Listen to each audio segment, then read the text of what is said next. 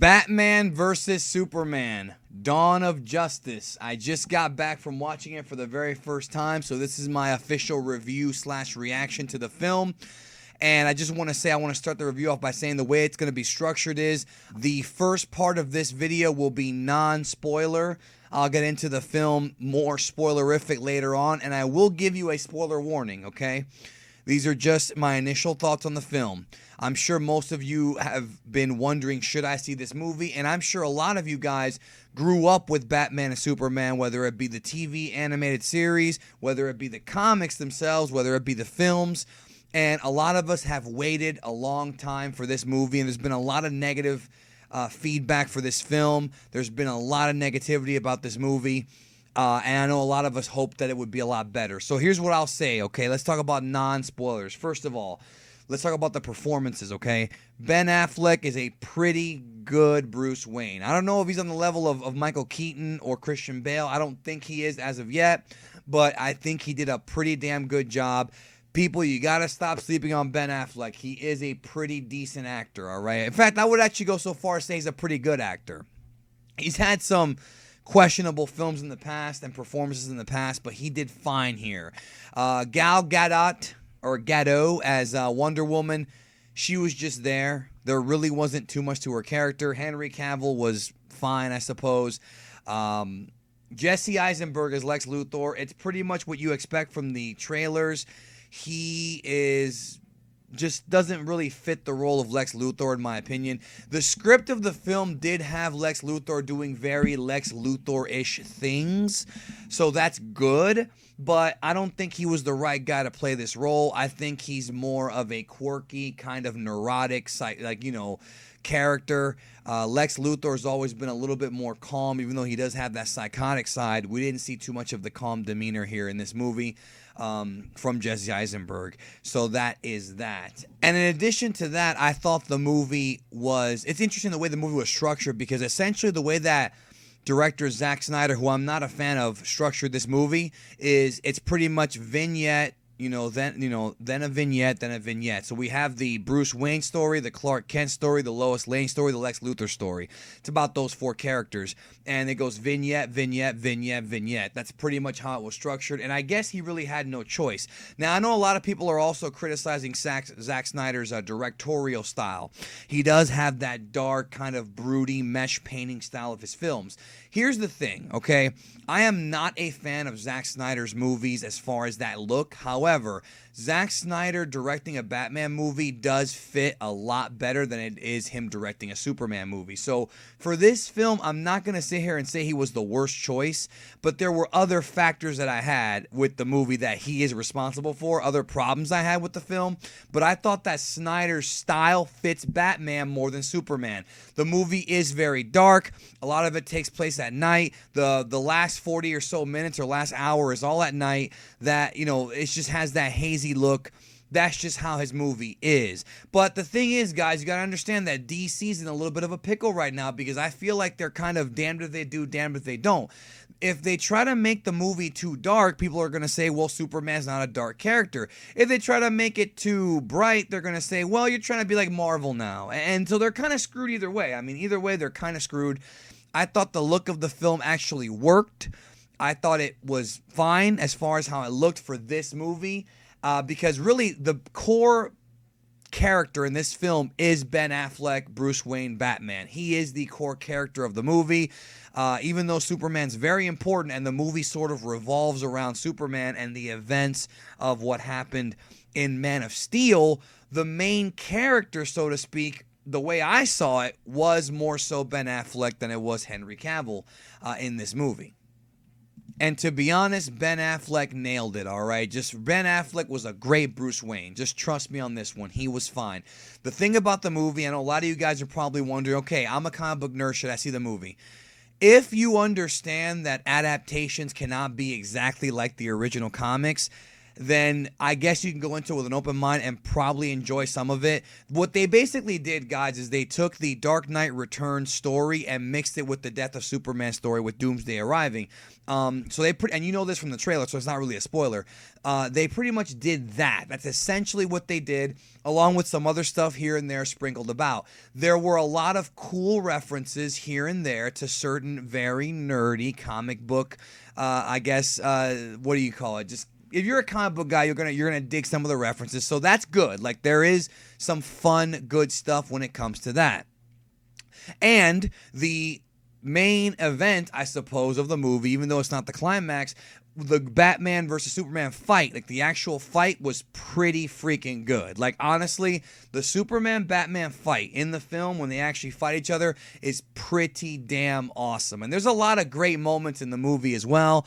Some of them you saw in the trailer, of course, but the back and forth struggle they had was really, really good. And again, I'm not going to spoil what happens or how it happens, but if you read The Dark Knight Returns, it's similar but with a twist, okay? And Lex Luthor's character, of course, trying to frame Superman, trying to pit them against each other. I felt like he didn't really get his comeuppance, but of course, you know, the story hasn't really been finished yet. So that's pretty much the kind of the pros of the movie. The cons, without going into spoilers, is the movie makes literally no logical sense. Beyond the fact that it goes against the comic in several instances. Of course, that's up to you to how you want to interpret that. Because to me, even though I do love the stories in comic book form, I understand why they made the changes. I totally get it. It's a movie. And going into this movie, my biggest concern was, because you saw Aquaman and Wonder Woman being promoted and all these things, my biggest concern was they were going to pack a 5-hour movie into a 3-hour movie. And that is pretty much what they did. It's vignette, vignette, vignette, vignette. Some of them were completely pointless. There was a couple of like dream sequences from both Superman and Batman that I felt were somewhat unnecessary, especially the Batman one. And another thing too is a lot of you guys are wondering, does Batman kill in this movie? Well, I don't want to get into spoilers, but I will just say this. If you're expecting the Batman that takes it easy on everybody, that's not the Batman you're going to get here. However, his death count is not that high, all right? It's not. And the problem with the movie was not, the main problem was not that it was 5 hours packed into 3. It was that the last hour and a half or so of the film literally made very little logical sense as far as the decisions that were made, as far as the locations where these things took place. A lot of it seemed very shoehorned. It really falls apart. And it's kind of fucked up because the entire film kind of builds up to this moment. It builds up to this, the fight with Batman Superman, which was good. But right after that fight, you know, there's a couple of really cool action sequences after that fight. But then after that is when it goes downhill. And that's when the movie starts cranking up. Like, that's when the action sequences really kick in, is after that. And then it just doesn't make any sense. So, should you go see this movie? Honestly, if you can turn your brain off, I guess give it a try. If you're a fan of these characters, depending on the kind of fan that you are, if you think changing things is sacrilege, you're going to hate this movie. And if you actually like movies that are going to give you deep philosophical, you know, you're going to like some of the philosophy, but the logic holes near the end of the film are going to bug you because they bugged me. And I'll go into more detail on these in the spoiler review, okay, which is coming up here shortly. So, okay, it's coming up right now. Final verdict, I'm going to say thumbs in the middle, slightly leaning down. It's going to get panned. The CGI was kind of a mess as well. It wasn't as bad as a lot of people say it is. It's really not as bad as people say it is, but it's nowhere near to the quality that the Superman, Batman, you know, the world's finest storyline deserves. So, you've been warned now. We're going into spoiler territory. Fuck the logic holes in this movie, okay? So, from the beginning, I knew something was off, all right? They retold the story of Batman. They talked about how Bruce Wayne was in Metropolis. They essentially reshot, I guess, the climax of Man of Steel with, you know, Bruce Wayne being there. That was all well and good. Then they're talking about, they have sequences in the Daily Bugle with Lawrence Fishburne, and they're talking about pretty much that, you know, we know what's going on in Gotham. So here's where it didn't make any sense. So Clark Kent wants to focus a lot of his energy on the Bat vigilante, right? What I'm having trouble understanding, and by the way, this film takes place 18 months after Man of Steel. You know, what I'm having trouble understanding is they say in the movie that Batman, Bruce Wayne, has been fighting crime for 20 years. That's pretty much what they say in the film. That he's been fighting crime for 20 years. He's been Batman for 20 years. If I misheard that, I apologize. Leave a comment down below correcting me. Pretty sure they said that, though. They talk about how he's had criminals in clown makeup, which is an allusion to the Joker. So, I mean, there are... Basically, this Batman is a Batman that's already established. But all of a sudden now, in Metropolis, now they're talking about Gotham. Like... What the fuck? Like, they didn't even mention Gotham at all in the previous film. Not even as a small... I don't even remember them mentioning it, but I haven't seen that movie in a while. That kind of bugged me. Also, are Metropolis and Gotham, like, right next to each other? Because these characters travel back and forth. First of all, we didn't even get to see Gotham that much. Like, it was so dark, but it wasn't like in the Tim Burton, Batman movies, or even in the Christopher Nolan Batman movies, where we actually see Gotham and you see how it looks. You barely saw it in this movie, but the characters are going back and forth. So is fucking... Okay, I've been reading comics for a while now, and I don't remember Metropolis and Gotham being right next to each other. There's a sequence near the end where they're fighting Doomsday, right? And they're like, I have to go back to Gotham to get the scepter that has the kryptonite on it, right? Okay, that's fine. That's great. Fine. Wonderful. Lovely. And then he's there. He's just there in like a second. Like, what the fuck? And then another thing that pissed me off is Superman and Doomsday are having this fight, which is nowhere near as epic as it was in the comic. The Doomsday storyline was fucked, all right? What they pretty much did is they had Lex Luthor go into the Kryptonian ship that was left behind by Zod, and somehow the ship, like, listened to him and gave him all this information and gave him all this data. So what he did was he reverse engineered General Zod's body and turned it into Doomsday. I feel this is a waste of Doomsday. Doomsday is the character that killed Superman in 1990, was it 3 or 4? Right back then he killed Superman. Here he's just a Frankenstein monster. He's pretty much Broly. The entire final fight with Superman and Doomsday was just really bad to me. He kept powering up like fucking Dragon Ball Z, and there was like energy going everywhere. And then all of a sudden Wonder Woman shows up, who was in the film earlier. She shows up to fight, and she's like taking on Doomsday. I mean... Again, I haven't read any of the more recent Doomsday comics, but there's no fucking way Wonder Woman can compete like that with Doomsday. I don't remember. Doomsday killed Superman. I don't remember Wonder Woman being that strong. She's strong, but that strong? And then what pissed me off is Superman and Doomsday are fighting, right, in space, and then within like a minute, the government decides to go ahead and fire a nuke and kill off Superman. Like, just like that. And it was like... Because what happened was it was Superman against Doomsday, and somehow, like, dude, it's like somehow the entire world knew what was going on, right? Like that, like quick, right? And I understand that, you know, we're living in a technological age right now, but it didn't make sense to me that, like, they just knew and they fired a nuke just like that. Like, there was literally like a 5-minute conversation, should we fire a nuke off or not? And kill Doomsday and Superman, and they just did it. Like, that's not how it works in real life, okay? And I know it's a comic book movie, and I know that you gotta turn your brain off with all these movies, as it is fiction, but it was, like, so fucking rushed. Like, what the fuck? Like, and then, fuck this movie, dude. Like, the logic holes piss me off, all right? I'm sorry. If you don't agree with me, tough shit. The fucking plot holes piss me off. I have a brain, I want to use it. And I had been hearing that this movie's supposed to be very philosophical, and there is some philosophy, but it goes back to that same fucking God versus man, you know, the Christ symbolism, which they totally have overdone in these Zack Snyder movies.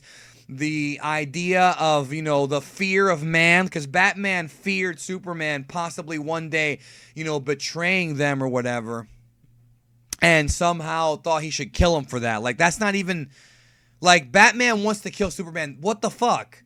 Like, it wasn't even about beating him. It was about killing him. And why didn't Batman kill Superman? Because their mothers both have the same first name. Fuck that, man! Seriously? What did you say? Martha. Oh, you know what? You're not so bad of a guy. And all of a sudden, Lois Lane shows up. No, it's his mother's name. And all of a sudden, Batman helps him up. Oh, we're cool, bro. We're cool. We're cool. It's like a fuck, dude. Like, the more I think about it, the more I'm starting to hate this movie. Like, now I kind of see what people are saying, all right? Oh, my God. Another thing, too, is they try to make it painfully clear that there are, you know, more superheroes, and they're telling us over and over again, the Justice League are coming. The Justice League are coming from start to finish. There's a cool scene where I'm sure you guys who saw the movie know what I'm talking about, where Wonder Woman... somehow LexCorp has data on all these heroes, and Bruce hacks LexCorp and gets some information that eventually Wonder Woman steals, and she sees that, you know, that she sees information on the Flash, Aquaman. We see them for like a second, Cyborg. So they're telegraphing this Justice League movie. And at the end of the film, by the way, Superman dies. They actually killed Superman off in the movie, but he's going to come back in the next one because you can't have Justice League without Superman. He'll be back.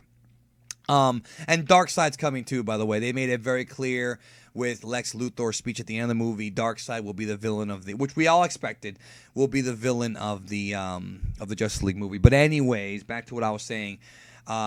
They had a cool thing where she's looking at the files of all these heroes, and then they kept, you know, and that was cool. I don't know how the fuck LexCorp had the logos for the heroes. I don't know how that fucking happened, but again, you have to turn your brain off when it comes to this shit. It was almost like a cartoon in that sense, you know? But hell, the cartoon world's finest from the 90s, where they teamed up, was a pretty good freaking cartoon. Made more sense if you ask me. The logic holes in this movie are going to drive you batty, pun intended. And the CGI fight at the end was just, it screamed Mortal Kombat Annihilation. And again, here's what I'm trying to say. I really didn't hate the movie, but I think that the more that I watch it, I might end up hating it more and more. I really might. I mean, I'm not even going to get into the whole, like, super nerdy, they fucked this up shit. You know, they messed this up, they messed that up. I'm not even going to get into that whole, you know, scenario. But again, there is good stuff. All the Batman stuff was really good. I thought the Batman fight scenes when he fought the crooks, very well choreographed, very badass. Just Batman was a total badass. The Batmobile in this movie was really cool. It was like a hybrid of like the old school Batmobile from the Burton movies mixed with the Tumbler, but it wasn't as much of a tank. It was more like a Canyonero taking up 2 lanes. Batman was the best part of this movie, guys, really. And if you want me to be honest with you, I kind of feel like if they were to go back and redo this, or if they were to ask me like a year ago, how would you do this? I would have probably ended the film shortly after the Batman-Superman fight, because that is where it peaks. After that, it's all downhill from there. The Doomsday stuff sucked. Anyways, let me know your thoughts down below on the movie. Again, thumbs in the middle, leaning down. I'm probably going to hate the movie the more times I see it, but I am going to revisit it soon. And then maybe do another video, maybe wait for a more in-depth review later on of the film when I watch it a second time. So those are my thoughts. Let me know yours. I'll catch you down the road.